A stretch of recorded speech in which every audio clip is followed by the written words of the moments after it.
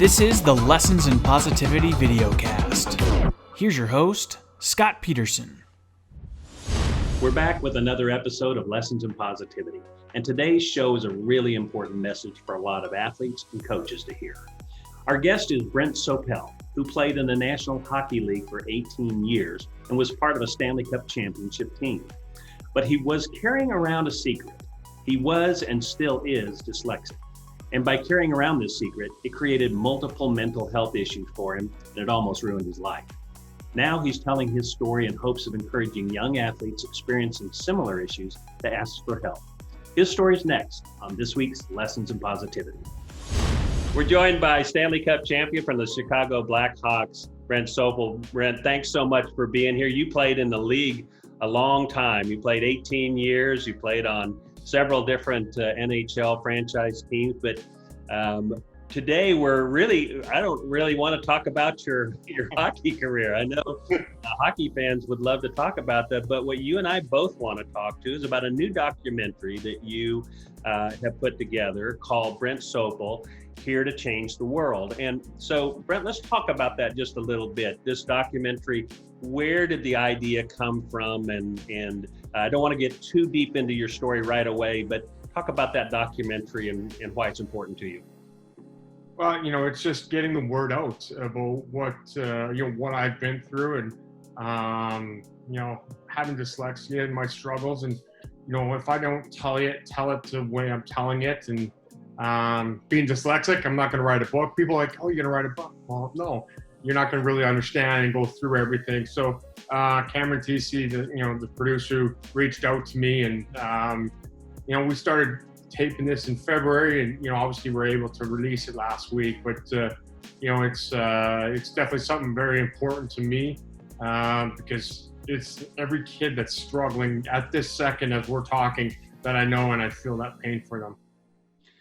Yeah, I was going to say, so your story starts younger in life, and as you know, we have a lot of kids watching this show. They're in middle school and high school, and it started young for you, and as you say in the documentary, you were not a big fan of school.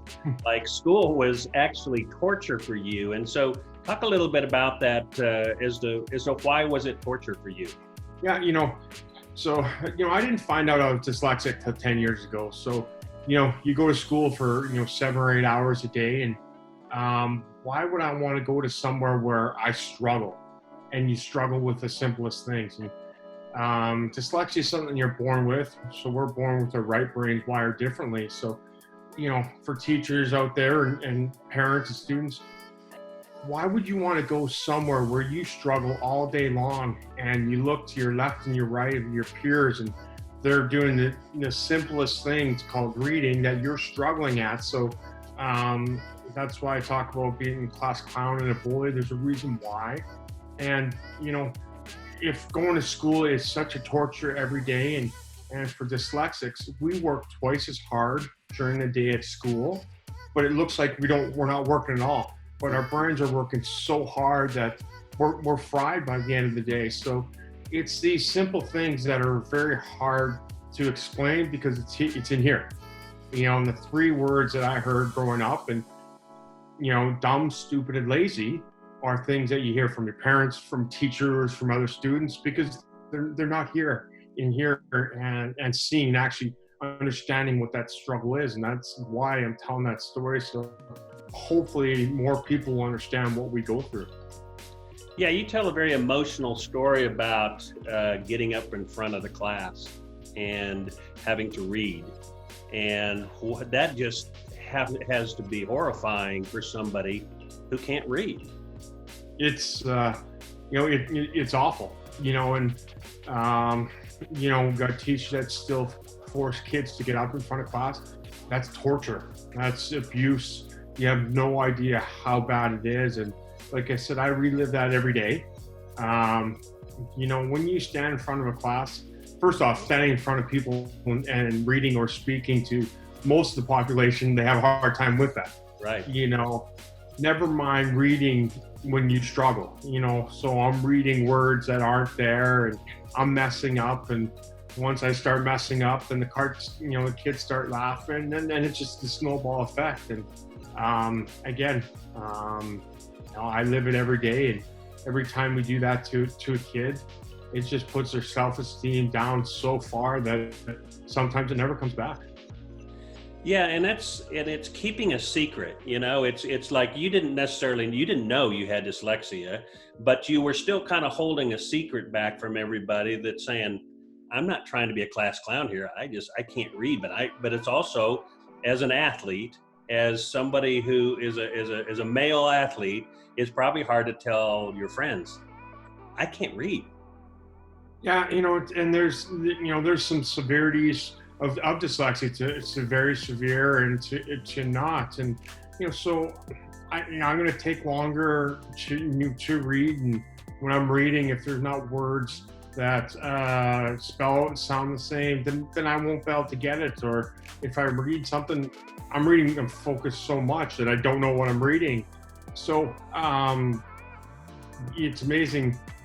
As a male athlete, you talk about you're supposed to be tough and you're supposed to be macho, and you hide behind it. And I did an article a couple of years ago, hiding behind my stick, and that's what I did.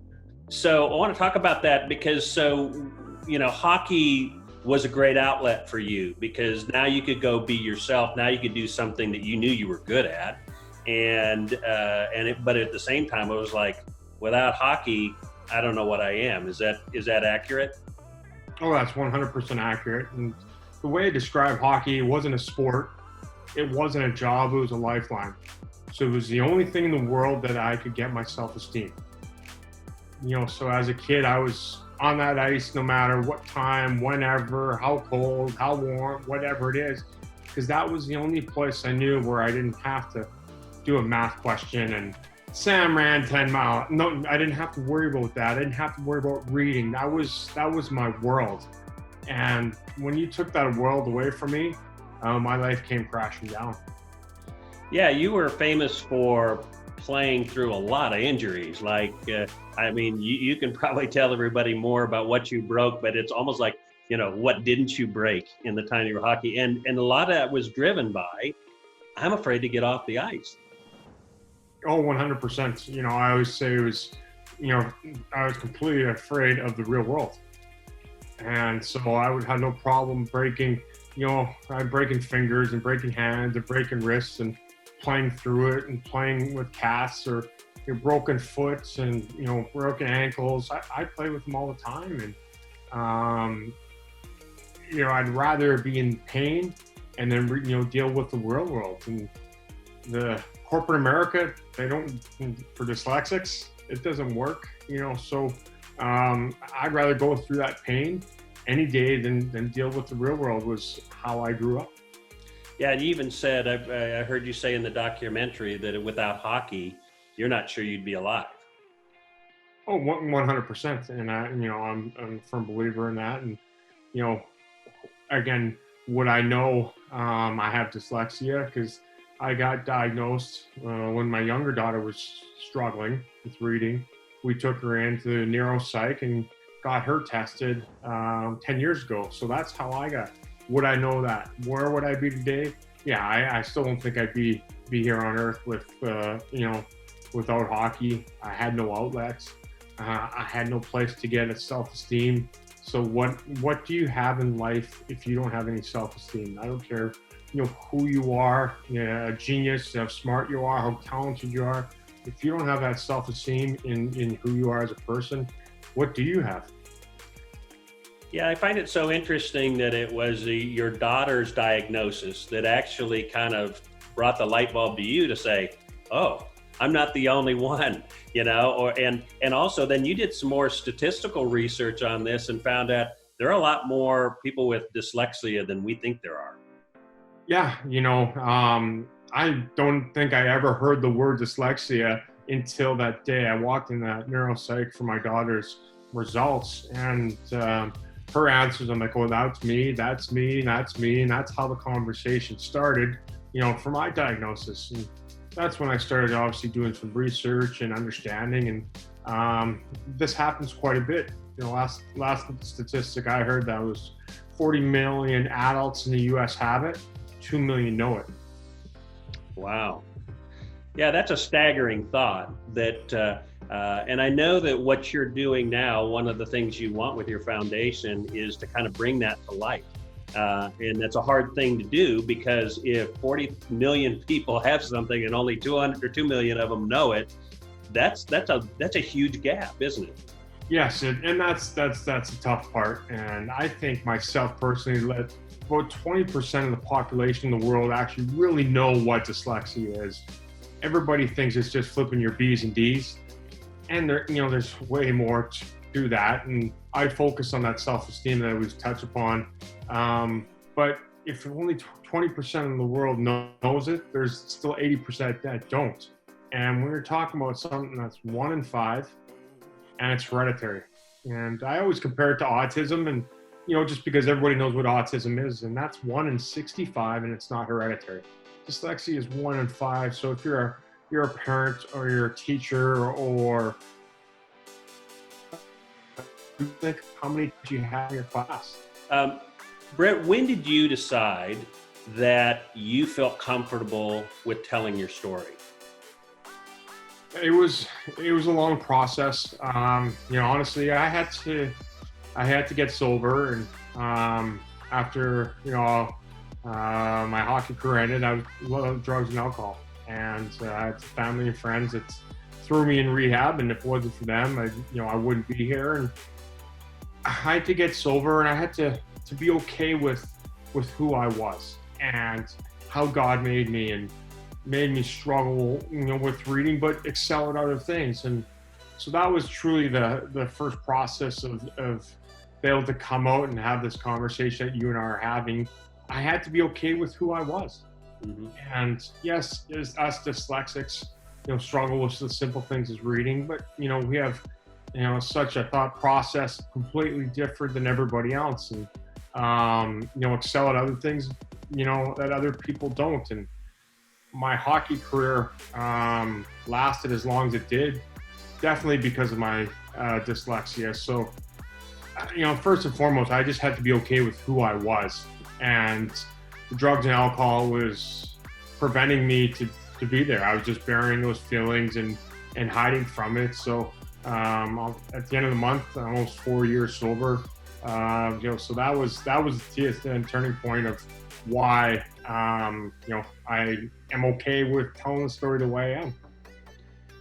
So, obviously you didn't have the benefit of knowing when you were in middle and high school that this was the issue, and there are probably some kids who maybe right now don't really know, or just maybe watching this and it's like, gosh, she certainly sounds a lot like me. And there's some kids who probably even know that they are dyslexic, and so what would you advise them to do at this point in their life so they don't have to suffer some of the things that you had to suffer later on? Well, first, obviously, you can go to my website, BrentSopelFoundation.org, and there's more information, or watch a documentary and watch it on your Xbox, or watch it on your phone or your computer. And all our paths are all similar. We got here differently, and this is why I tell my stories. For one thing, is that you're not alone. No matter what battle you're in, depression or anxiety or dyslexia, you always think you're alone. But here, you're not alone. I'm here too. So dive into it, and you got questions after, reach out to me, and I'll help out anybody I can, any way I can, however I can. That's amazing. And even in their schools, they could probably talk to a coach that they feel comfortable with, and talk to them a little bit about their situation. And obviously, though, that, as you said, the best place to go is where there's some good information. And what you guys have done with your foundation, the Brent Sopel Foundation, is really great. I mean, it's got great information, so we really want people to watch that video. Again, it's the Brent Sopel, Sopel, here to change the world, and you are changing it. What last piece of advice would you give to some kids right now that are saying, I'm not sure, I don't know, I mean, it kind of sounds like me, but I don't know. What would you say to them? And and yes, you're absolutely right. You can talk to coach or talk to anybody about it. Parent, whoever you're comfortable with. Just know that if they don't have it, they really truly don't understand what we go through, and so that's why I always say I'll help anybody out that has it, because I understand it. I live it every single day. And if you don't know, if you think there might be, I'm rebuilding my website. Give me a couple months, but there's going to be, online. There's a quick 10-question thing that you can answer it and think that you might be dyslexic, or go and get tested. The best part is knowing what it is. If I knew I was dyslexic, many years before, I wouldn't have as many scars.